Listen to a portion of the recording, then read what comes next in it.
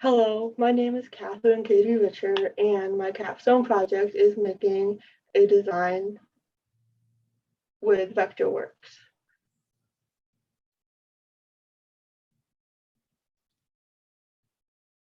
The first step is picking a script. It took longer than I expected because they are both amazing stories with different points about them that stood out to me. I picked the piano lesson because the stage set is simple rather than the picnic.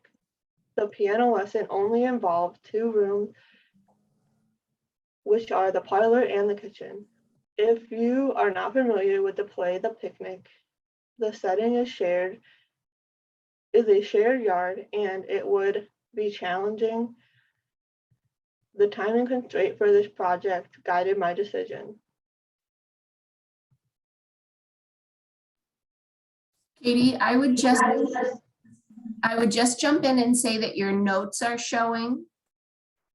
Oh, So you might just let me presentation start mode. over. No, you don't need to start over, but I just wanted to make sure you knew that you've got your note showing as well. Oh, how do I change that? So if you go in the, there you go. Okay, I'm sorry.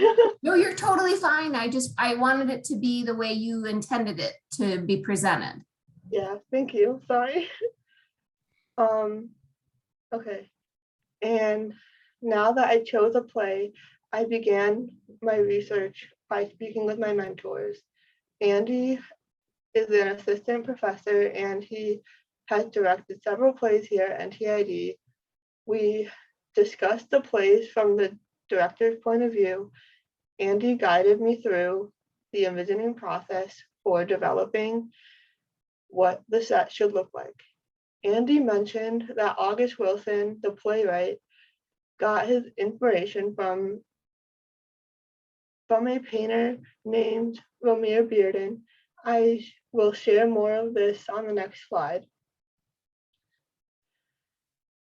After that meeting, I met up with Erin to discuss the set from the designer's point of view. Erin is a senior lecturer and she has been designing sets here at NTID for over 10 years. And she said that functionality should always be first. So I went through the play again and highlighted or made notes of any of the furniture, doors, windows, etc. Next, Erin suggested I draw a picture of the bird's eye view using all those functionality pieces to get the overall layout of each item. Lastly, she recommended that I research images of styles, fashion of the 1930s. Finally, Eric is the technical director for NTID Performing Arts. Eric printed out 5 sheets of the Panera Theater so I could work on drawing. Once I have completed the drawings, I will put it into Vectorworks. Eric suggested I get a backstage handbook which has a lot of information about how to draw and the sizes of items. There is a lot I'm learning from Vectorworks and the backstage handbook.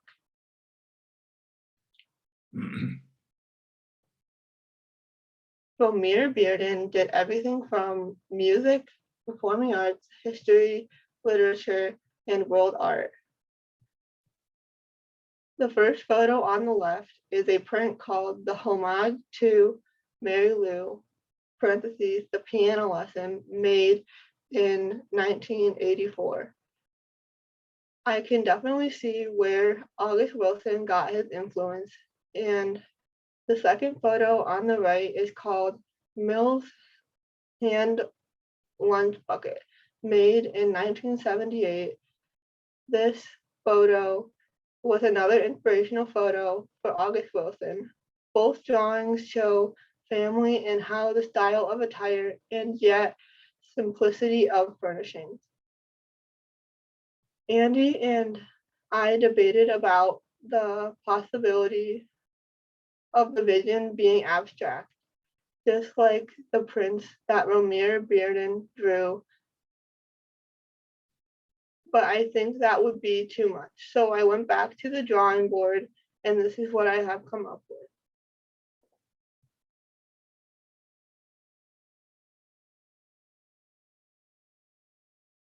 So these are my drawings in progression.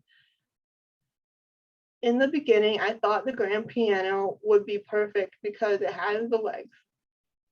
I thought it would be nice because the script talks about the piano being carved into. Also, the grand piano would be more of what rich people would own. However, after doing some more research and thinking it through, I realized that Romare Bearden painted an upright piano in the photo. I believe that the upright piano would be better because they only have one door to enter from, and how would they fit the grand piano through the door? Also, looking back at the script, on the cover, it has an upright piano in the photo. You can see how the set design has evolved with each drawing. Aaron's recommendations on the functional furniture helped me realize that I needed some sort of dividing factor from the parlor to the kitchen. And I have decided to do floor treatment to differentiate the two rooms. So I will be using wood and tile.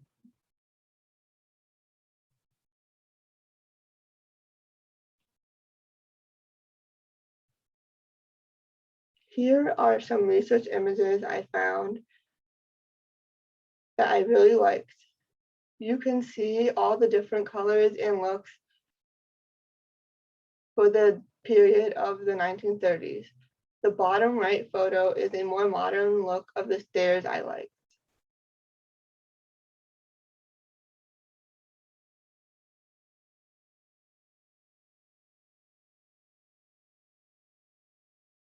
And here are some other production photos of the piano lesson set that I found. I really like the piano photo and noticed the wallpaper is similar to the Romare Bearden painting, as well as my research images.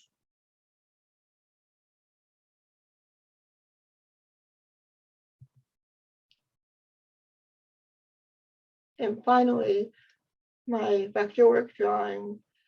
I know it looks overwhelming, but I promise I will explain. First, we start in the kitchen. The wallpaper and tiles I have chosen are on the upper left, which is here. As you can see, I'm pointing to it. And the kitchen cabinets are going to be similar style, but different points, different colors. I imagine the cabinet to be beige to kind of match the stove and oven. So here's the cabinets up here. And then this is the stove and the oven. And then next, the table and chairs. There will be 4 chairs. I really liked how the style of the table and chairs are.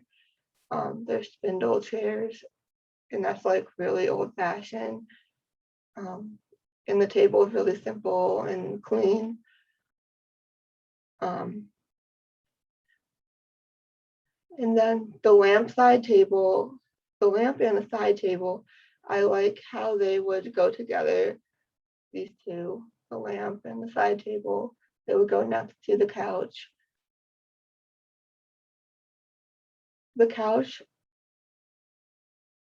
then the couch, the style, I liked it, but I would change the color to more of a dark red.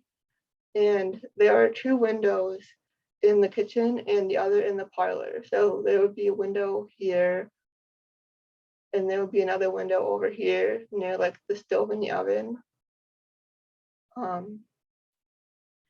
The upright piano I found isn't carved, but it would be carved and have faces and have history.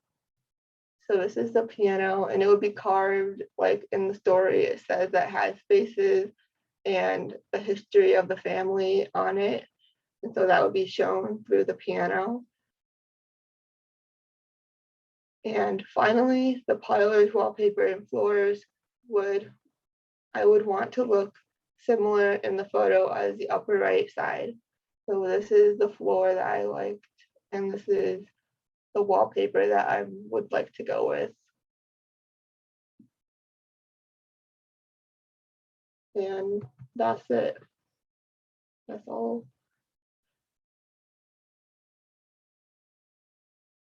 Hey, do you want to ask the first question? Okay, I'll stop my screen. Sure, I'll jump in. Thanks, Katie. That was really interesting. And your project really pulls in so many different disciplines. You know, there's some, obviously the art and your reading of the play, so theater, but also some interior design, some history, a little bit of your own design using Vectorworks. So is this something that you are interested in pursuing as part of a career path? And if so, how has this project been helpful? Yeah, so it has been helpful to like decide if I want to do this in the future, but I probably won't. I'll probably stick with what I'm doing, which is construction, because that's more of what I'm into. But I did enjoy this process of going through and learning a lot about this process, because I'd done it before, but it's been like for a class project and it's never been to this extent. And so it was really nice to see how really hard it is. And I'm really impressed with Erin every time she does it. You really are pulling together so many different aspects. So it's interesting that you're interested in construction. Have you done any work on theater sets, like the actual construction of theater sets?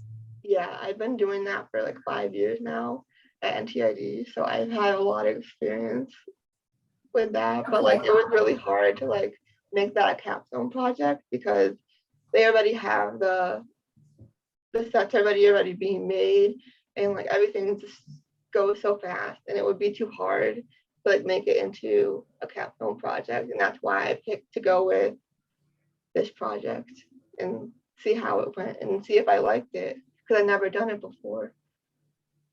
That's great. So just clarify for me then, what is your professional path? Is it like civil engineering construction? Is that what you're interested in? I'm more interested in like the set design construction. Okay. So I want Okay. to stick with that. Okay, great. Thank you very much. Stephen? So Katie, you said at the outset that you picked, there were two plays that you had to choose from, The Picnic and The Piano Lesson. Why were those how did you arrive at those two? I mean, why those two in particular? So I had like 15 to start with. My professor gave me a lot of them. So I had to like narrow it down to like the two that I really liked. And those were the two that I picked.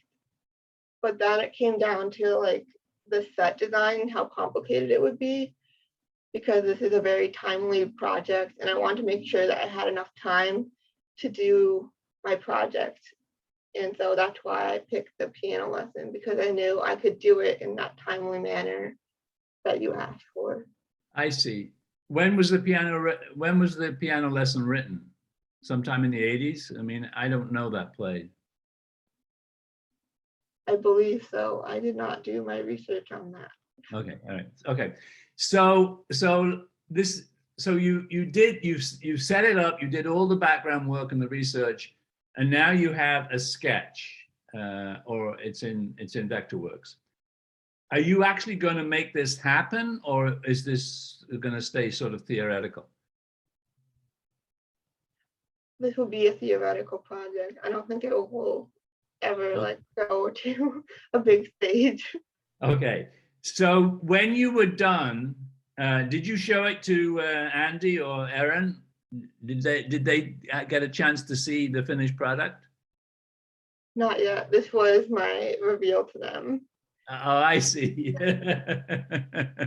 Well, I think that they're going to be very impressed, but I would like to know, you know, what their opinions are about your work. One last practice, I don't know, specific question. So you have the kitchen, and then you have the parlor, and then you have different floors, the tile and the wood. So in your mind, if this was actually done on stage, you would just have the two floor coverings. I mean, that would be the only way the audience could say, okay, the action now is over here in the kitchen, and now we're in the parlor, and you have to imagine that there's a wall between the two. Is that right? Yeah. Okay. All right. Okay. All right. I grew up a long time ago, and my grandparents had a house not quite as nice as the one you've got, but I recognize all the fittings, and I particularly thought your choice of wallpaper for the kitchen was exactly the right. I can imagine that at that time. So that was I really liked. I like that sort of thing. So I reacted well to that. Okay, so do Ron or Young Ho, do you have any questions for Katie? No, I don't have any questions. But it was very interesting because I'm a STEM major, so looking at all those like the theater and the art, I thought it was very interesting. Ron? Okay. All right, Katie, great job. I really enjoyed that. It was a fabulous presentation. You really got across exactly what you did, and I think you were brave to do it because, as you say, you've never done anything like that before. I think it was a success. I hope you're proud of your work. I think it was. I think you did a really nice job. So congratulations. And thank you for your time. And Katie, I would just add too that I think this gives you really unique perspective for an appreciation for what everyone else's roles are in the theater. And I think that's always helpful. So if you are specifically doing the construction piece, you really are going to have an understanding of everything else that goes into this particular piece. So congratulations, great job. Thank you. So let's go to Jung Ho now. All right.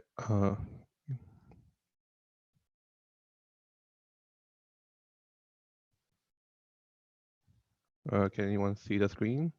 Yes. All right. Oh, let me. All right, I can start now. All right. My name is John Joseo, and then for my capstone, I decided to learn a game engine.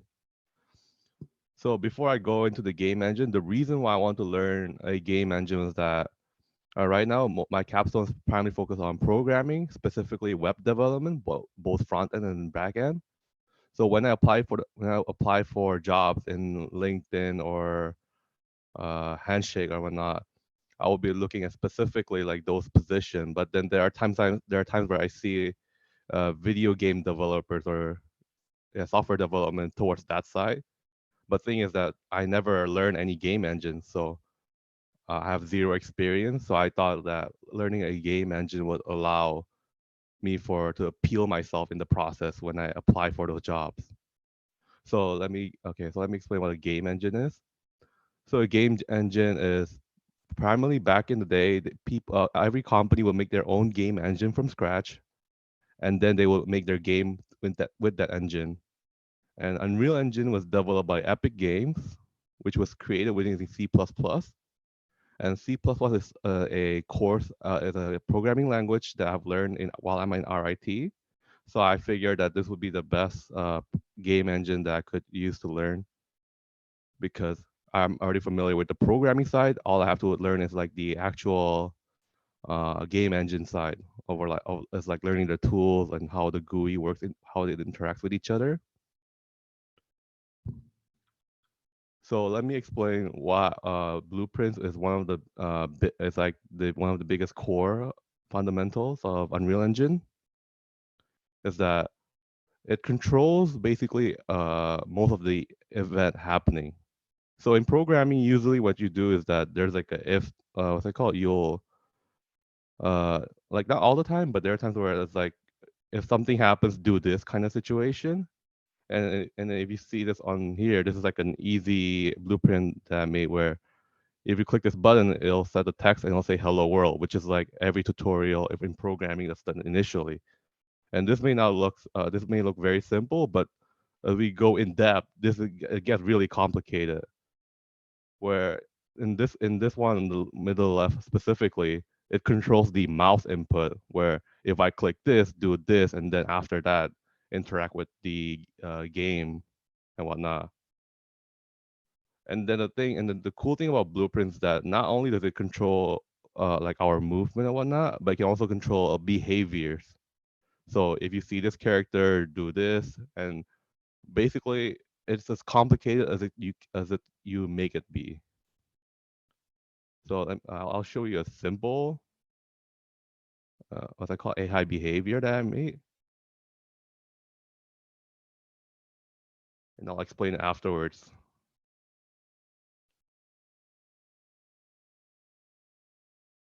So what happened initially was that there's a camera and there's like a ear attached to the box, which I use it to simulate like an AI an enemy behavior.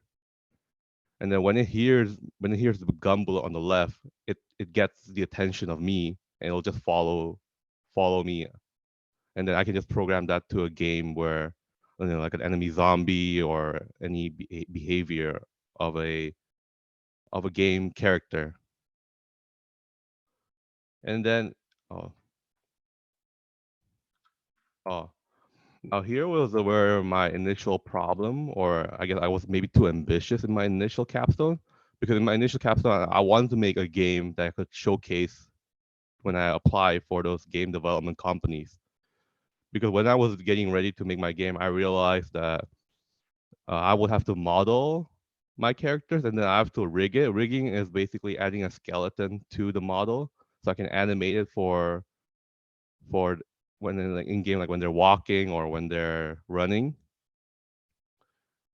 And then because of what's I call it, the budget was only $200-$300, and that was barely enough for creating the model. So I realized I'd rather just use this experience to like learning a game engine and keep it simple. So and then this is when I realized where I'm getting too ambitious, because every action I program, I would have to make an animation for it, so it's very smooth. So in here, if you look at it, this is where like if the character is idling and then from idling to running, I have to create a special animation in between, so there's a smoother transition when it goes from idling to running. And then if I start jumping, then I have to create all the animation and all the transition possible. So the complexity is really off the roof. I mean, I guess if I make a game simple, yes, but in the context of Unreal Engine, where when you're using 3D animation. So what I was thinking was that because of the front, when I'm applying for a full stack engineer position, I'm also applying for the front end, and the front end deals with like the design of the website, of how the website looks. And so if I were to focus on game development, I think I should also learn how to model and how to rig the animation, because that way I'm the full package, right? Being able to apply for both, like, oh, I can do the modeling, the rigging, and also the programming for the game engine would make me a very appealing candidate when I'm applying for jobs in the game industry. So I think that is the key if I wanted to focus on the game design and development jobs. And I think I'm going too early, but I guess that's it. Any questions? No, that's fine, Jung Ho. We like it when we have more time for questions. All So, right. so you know, the capstone isn't necessarily related to career preparation, but it sounds like we like it when it is, because you know there's an obvious connection there. but Right. you clearly have thought of it in those terms. So that's great. So, so you learned something that you knew nothing about before. You must have had some sort of sense of game design, right? I mean, you didn't come to it completely cold, but it sounds like you. Go on. Okay, so like I mentioned, like the programming side where C++, I'm very familiar with. But in terms of like the actual program, like the game engine, I have zero experience. Like I know of it, I never used it. I see. Yeah. So you conceptualize. So let me see if I understand this. You conceptualized the animation, but did you actually do the did you actually program animation so that you could, you know, so somebody could see it? The animation is something like I just tried to like play around because they come with the default model, I see. and then yeah, and then you can have them like they use a default running. But then if I want to make it more like fine tune, like make it more realistic, that's when I have to like actually learn the animation, like the actual like the art of animation, I guess. Because the most I can do right now is tweak the animation, like make it move faster or jump higher. But in terms of sense that like how does the feet move when it actually jumps, like how is it more realistic? That's something I would have to learn on my own time if I want to like get into that side of the art. Right. So we have, you'd be surprised perhaps how many students who do animation for this project. And they've always impressed upon us that it takes so long, you know, just to make a very short clip, like 30 seconds or 45 seconds. So when you started to talk about it, I thought, hey, wait a minute, sounds like you did an awful lot more than most students who try animation. But now I get a better sense of what you've done. So this is your, are you graduating after this semester? Are you done? Oh yes, I will be. Yeah. Okay. So are you now going to, did you already start to look for employment, or is that something? Oh yeah. I have been applying. I've been sending my application through online portals. So one last question. So, you know, RIT is a game design program, obviously. Right. And you want to go into that field, but you had never made a game before, is that right?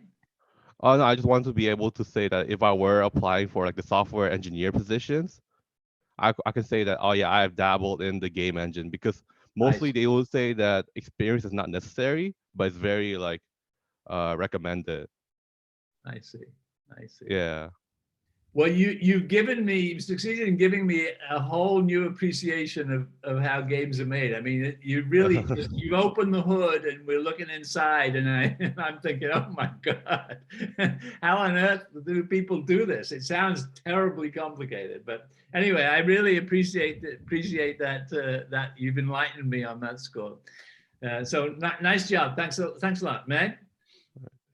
Yeah, so I would echo Stephen's sentiments and also say that I appreciated the rationale early on for the project in terms of your preparedness for your job search. So you mentioned Handshake and LinkedIn. So I know that it's good to have some game programming experience, but what positions are you interested in the LinkedIn, Handshake, in those areas? And can you tell me a little bit about how a project like this maybe adds to your skill set in terms of how you are sharing with employers the skills and the competencies that you're leaving RIT with?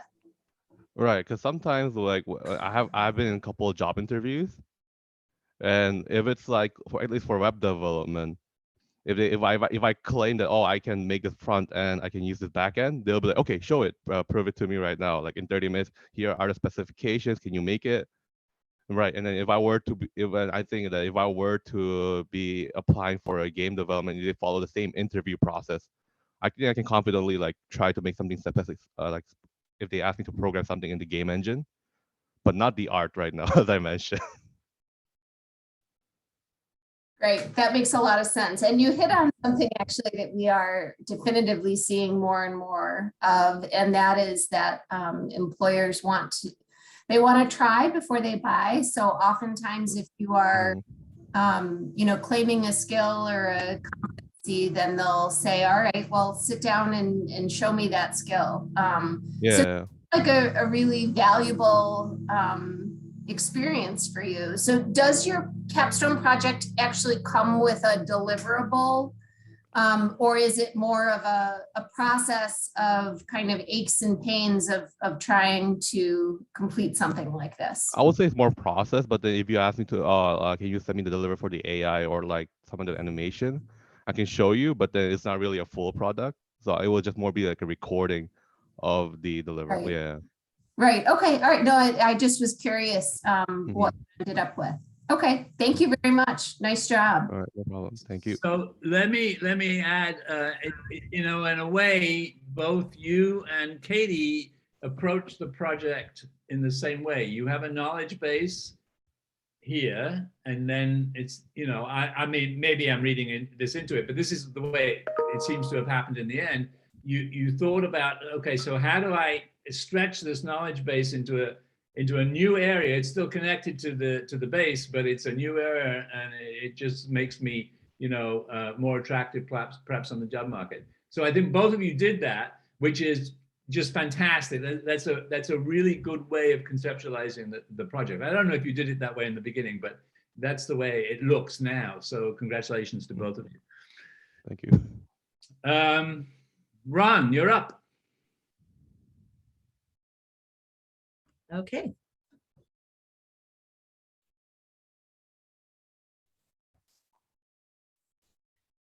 Just asking if I can put him.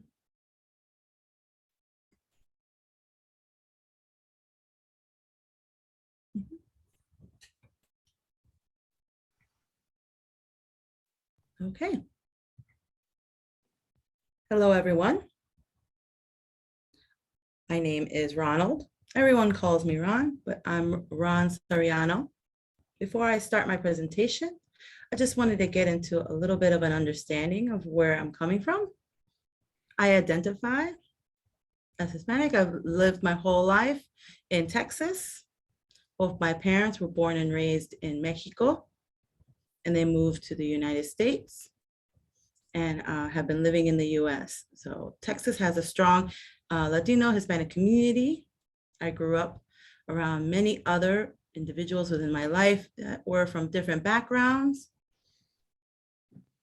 I just felt it was a very familiar, you know, multicultural experience. I also had, you know, the language and the food and components of my culture from home, and we would just share our cultures.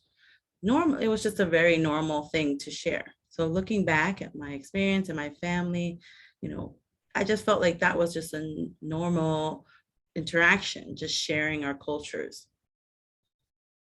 So when I came, you know, in 2015 to RIT, I noticed that most of the students were predominantly white, European, different European backgrounds. And I thought it was great to be able to interact and learn.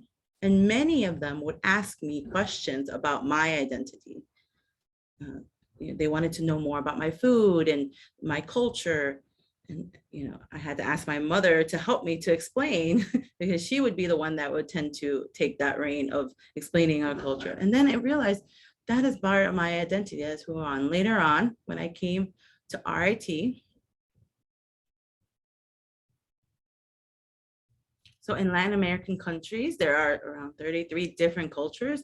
I wasn't even aware of all the different cultures. So I started picking up and learning more about Latin American culture. And so that's kind of the story. And, you know, my capstone topic was inspired by that Latin community and wanting to figure out the preference of their identities. So I'll move on to the presentation now. My project mission. You may have seen these different terms, such as Latino, Latina, Latinx, Latin, and Hispanic, stated around different ways. It's a term used to describe a variety of preferences, but many Latin community members are unaware of all of them. So my goal was to do some research to find out what were the two most preferred identity terms.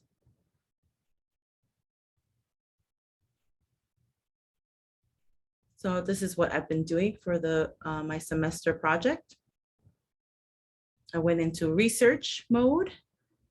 I wanted to look at the US and Latin America, just looking at collecting data. How are individuals identifying themselves? I wanted to learn more. And so those were my beginning questions. I met with my mentor, my professor, Amy White. She is a psychology professor. And we sat down and kind of envisioned what my project looked like. What am I looking for? Some ideas and suggestions of research topics, what I can present on, and kind of fine tuning my project in order to provide me more guidance on whether I wanted a broader question or what kind of questions I wanted to state. So I went on developing my survey. I had two survey versions. Those who spoke English as their primary language, and another survey that was Spanish, which is somebody's other primary language. So I provided two options for language for the survey. So there was translations of Spanish survey questions that needed to happen.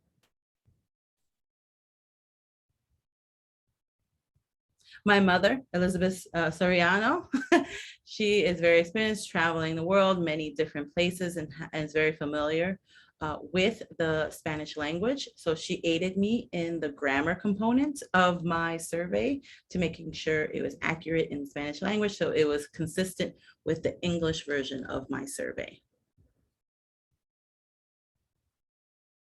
I sent out my survey throughout different social media platforms. I received at the end 58 results, 30 who lived in the US and 28 individuals who are majority from the Mexican region.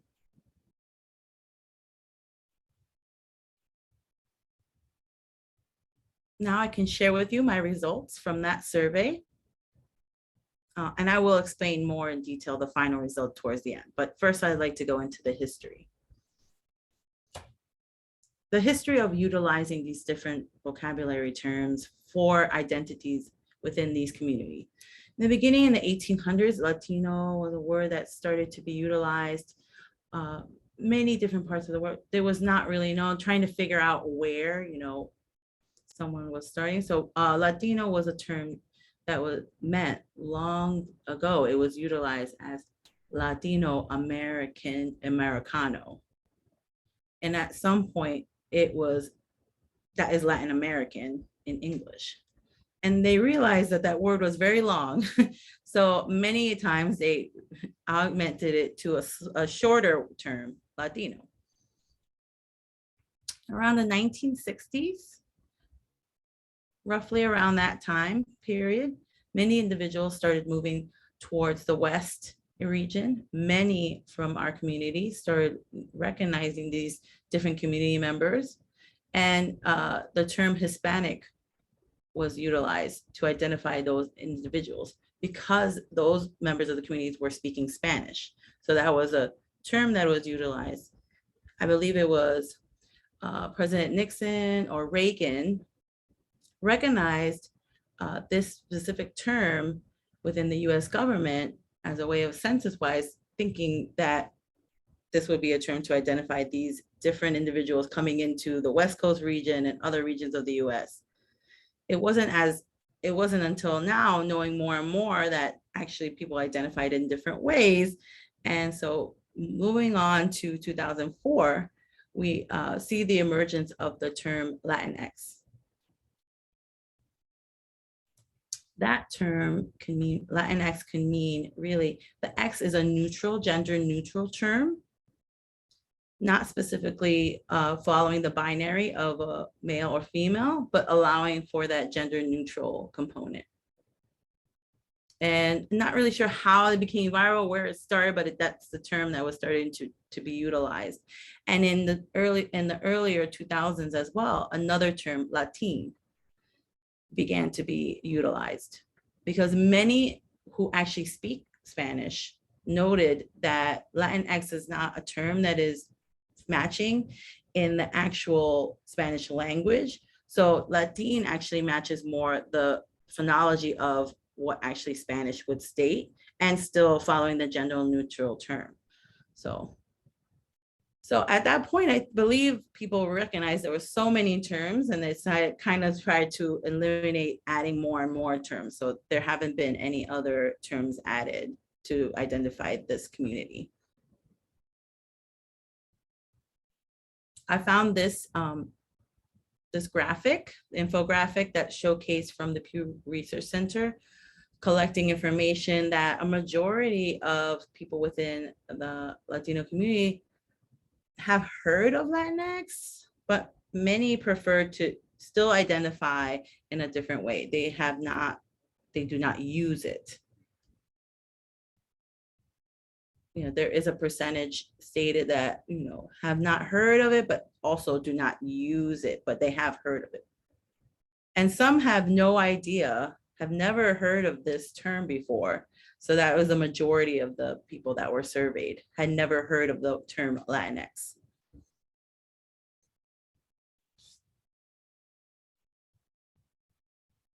So during my research, I decided to propose my survey outward in English and Spanish. I picked Latino, meaning a person of Latin American origin or descent, and specifically identifying gender-wise as a man or boy, and Latina, meaning a woman or girl of Latin American origin or descent. This is from those who were took the survey in English. That was the preferred. Now in the Espanol version of the survey, Latino is an adjective coming from the word Latinas, and it refers to someone who is something natural from towns that speak a language coming from a Latin background, a romantic language. This concept has a diverse acceptance and can be at times for individuals a bit confusing. So utilizing meaning, no, just Latino meaning just the term for all. So that's the terms that I utilized in my English and the Espanol Spanish version.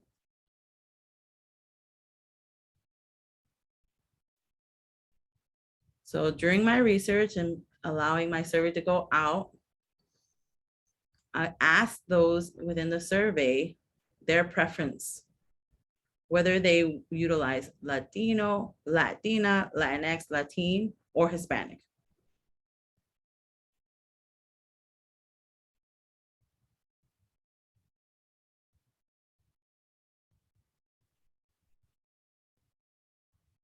Here are my results. The top is from from Latin American countries, those who associate from there, and also the United States.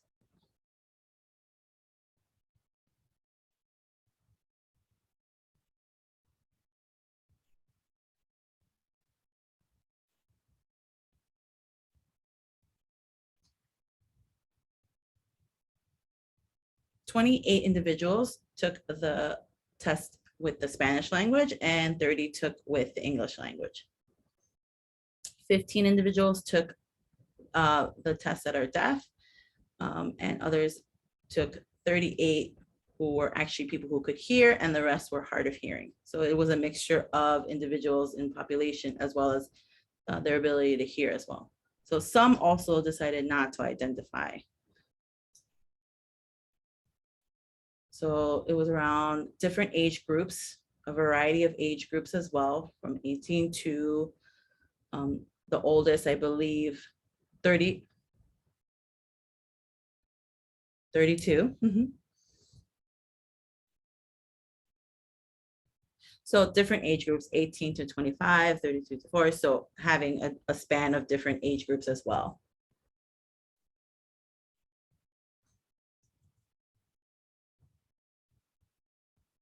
So just listing all the.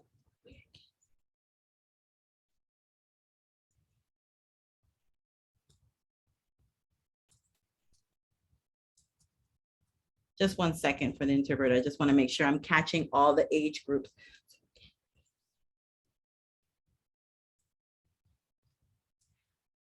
So 18 to 24, there was 32 individuals. 5 to 34, there was 11 individuals. And 35 to 44, there were 12. So those are the spans of age groups. So 35 to 44, it was about 10 individuals that took. 55 to 61, it was. So in the later age group, it was only one individual. So quite a range of different ages. So I thought that that was a great component of my survey, that it had a range of age groups represented. So we have here different percentages, as you can see, those who represent in different ways and identify in different ways.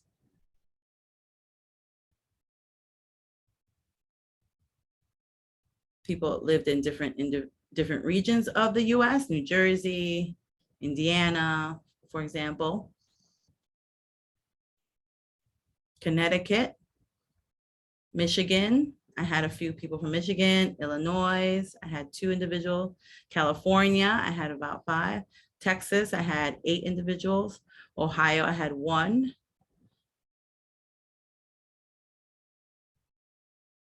So another state within Mexico, I had 11 individuals from that specific state in New Mexico, and I had 13 individuals take my survey that were residing in New York. So again, another range of places within the US and Mexico. So people born in the US, there was about 24 individuals, and 32 were born in Latin American countries, and 1 that was born in Spain.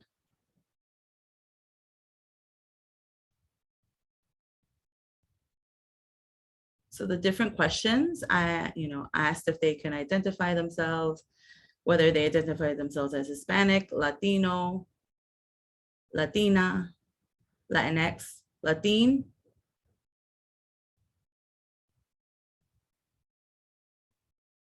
Many had heard of Hispanic and Latino. They were aware of those terms. Latinx and Latin as well.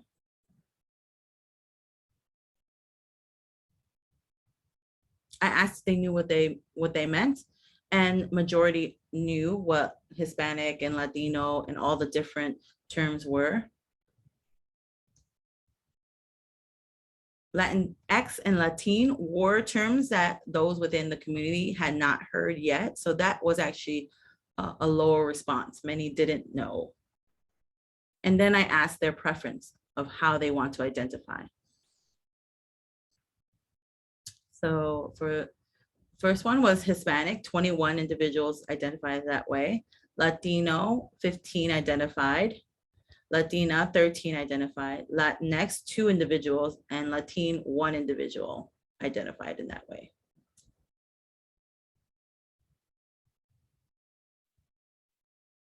So I just wanted to sort of ask why they identified in that way. So after I got the overall general, I picked 10 to dive a little deeper into like why they identify in that way.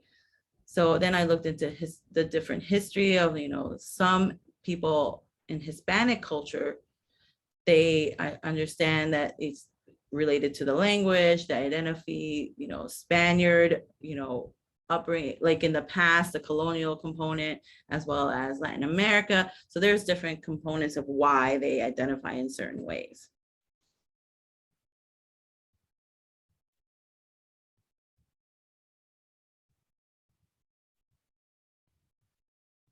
So here are some testimonials from individuals.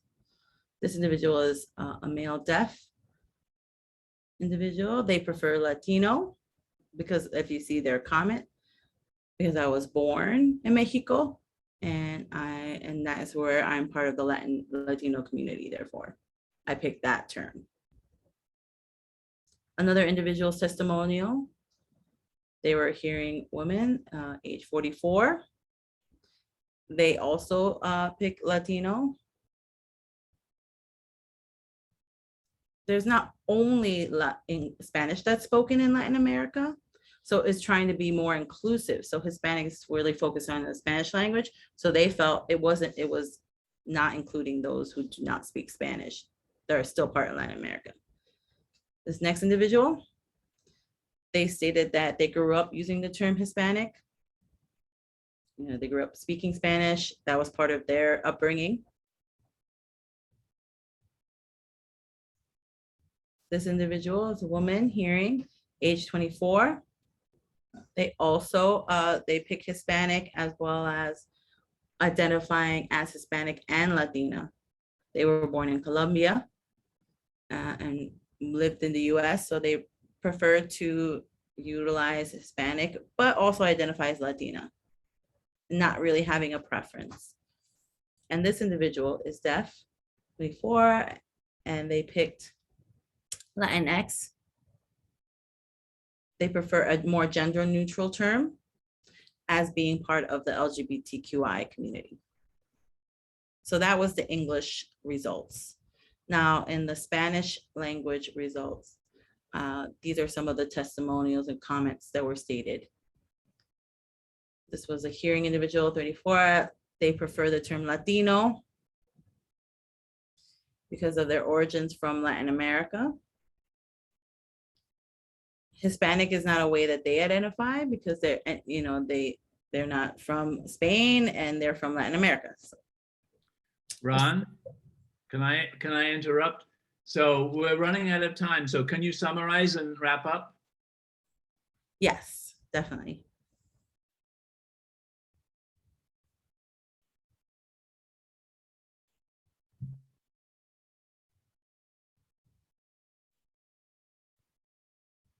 So yeah, here's my summary. I'm really satisfied with the results that I attained. You know, the basic answer being that the top most preferred identities. And I really do want to get more information though. My goal is to study other Latin American countries to discover, you know, and find their unique identity and how those different groups identify as well. This is my works cited, just for information. That's all. Thank you.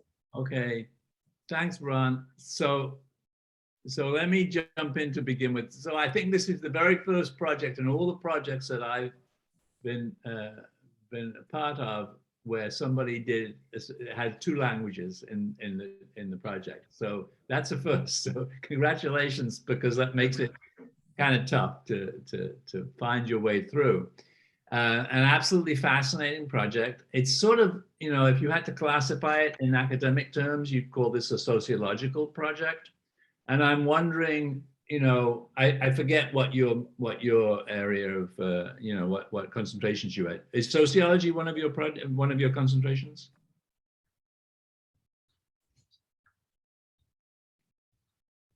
Marketing and communication are my. Okay, so like the other two presentations earlier, you have gone into an area that you didn't really have much basic knowledge of. This was a new area for you, right?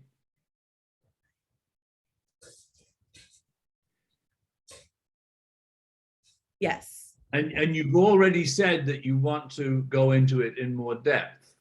And it is, I find it a fascinating topic, not just for any community, not just the Hispanic community. You know, if you're not part of the community, I'm not, you know, I have no Spanish background at all. You always want to know, well, what am I supposed to call you? I mean, how do you identify, and what do you want me to call you? And so, you know, it's not just the Hispanic, it's African American and any other different community from what you are, right? So it is a fascinating topic, and it's an important topic because, you know, identity is hugely important, one of the most important things there is. So I'm wondering, now you've gone into this new field, this sociological field and identity field. Where are you going to take it from here? I mean, is this opened up a new area of interest to you in a big way, or are you going to say, okay, this was my project and now I'm going to go back to marketing and communication?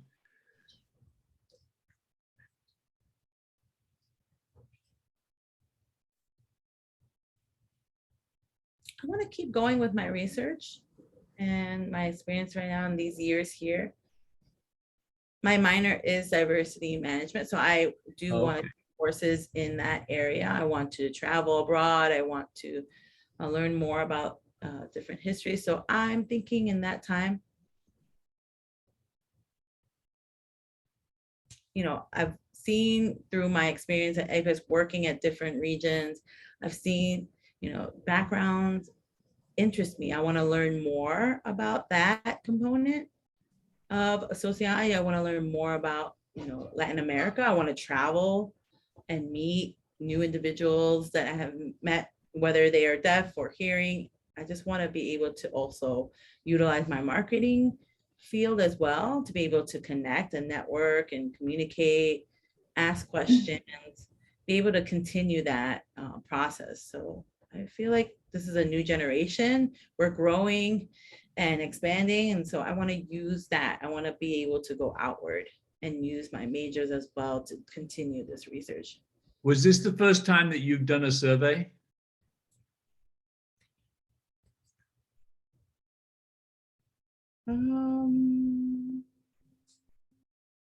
Not really. I have used that, but it's my first time having it in 2 languages.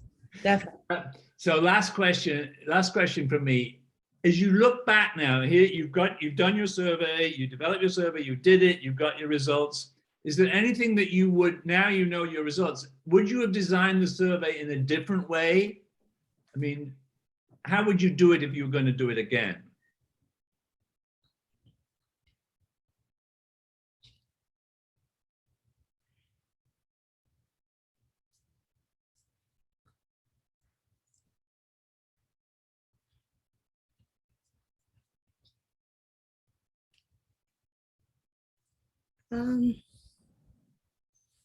I would change maybe, you know,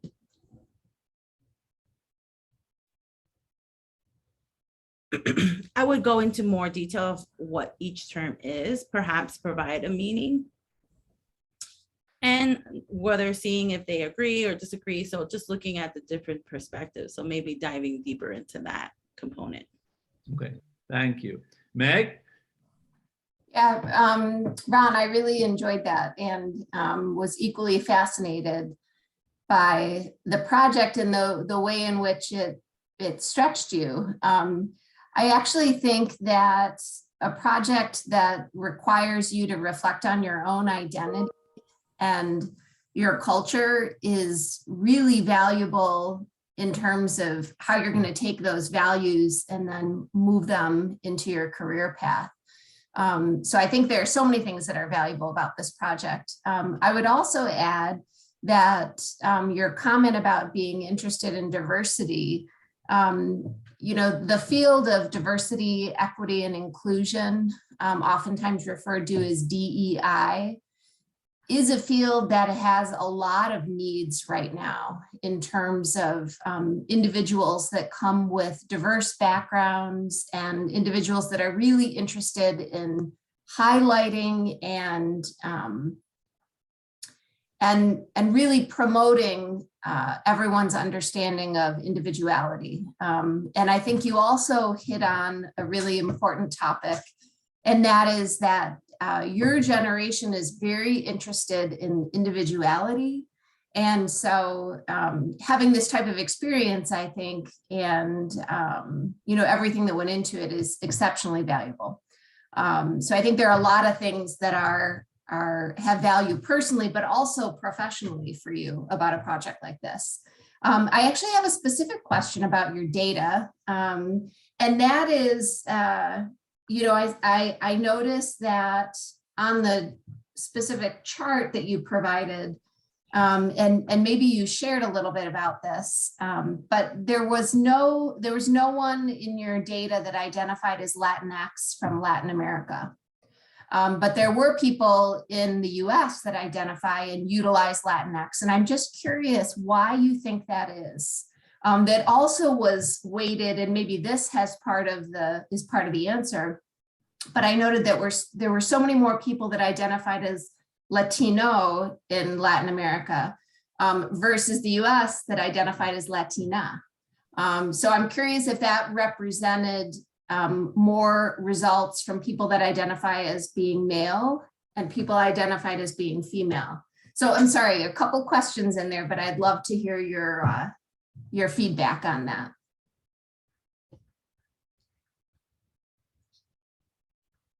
Oh, that's fine. Sure. I was surprised with the results as well.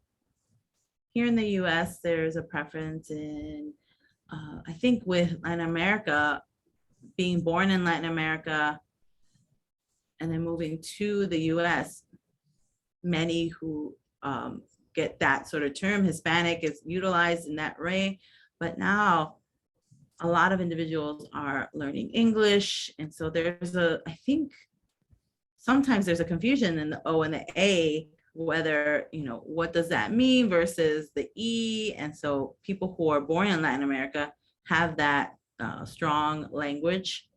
So they utilize Latino because it's not specific to men. That's actually a term that can be used for a group of people that's mixed of gender. So it's not only Latina, but Latino can mean if you're a part of a group. So, I think that's the hard component, right? The language component is another thing to look into. So I'm also curious your thoughts on why there were not individuals that identify as Latinx from Latin America. Is it that that it is more either accepted in American culture that you can have multiple identities in one phrase, like Latinx, which means, Latin American or coming from that background, but also that you are non-binary? Is that why? Or does it go back to what you were talking about, that people just identify as Latino and they don't need that additional component?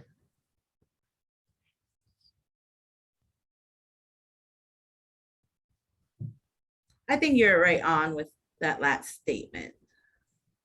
We're seeing more and more of a growth of information, individuals, first generation, those who are graduating from college and university, that population is growing. I find it really interesting through the years later, looking at that information, we've seen more and more of X being not utilized and actually Latin being utilized. Because Latin actually flows better with the Spanish language itself and still contains the gender neutrality that individuals want to have. But again, I can't predict the future. I'm not sure what will become the more popular one, the more popular term to utilize, but that's where I've been seeing. Okay, that's great. Thank you. Really nice job answering those questions. And I think that it's going to forever be changing, just like all those terms have been. So really nice job and really nice job, all three of you this morning. Stephen, anything else you want to add?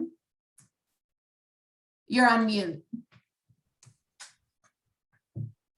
Once again, as is often the case, or usually the case, the three presentations were all totally different from each other, totally different topics. Absolutely fascinating hour. So thank you all three. And I also want to, sometimes I forget, but I really want to thank the interpreter too, but I think that was a great job. Thanks a lot. So for most of you, hopefully all of you, you're wrapping up your semester and wrapping up your time at RIT. So really congratulations. We know that this is this can be a big lift and really pulls together everything that you've been working on. In your years at RIT. So just as a reminder, you have a few things left. We have the Capstone Symposium on December 2nd, and you do need to have your poster turned in the week prior.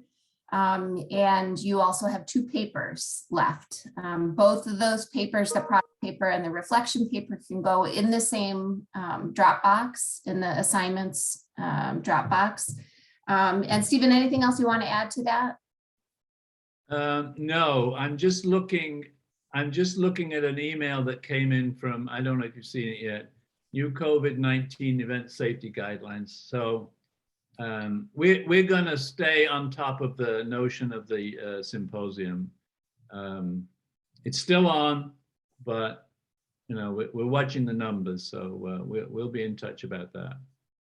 But that email is talking about the sorts of events that the symposium will be an example of one of those events. All right, fantastic job, everyone, and good luck wrapping things up.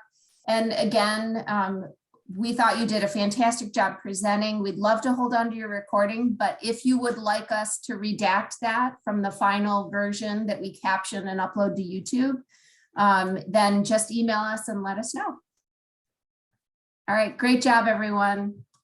Have a great week. Bye-bye.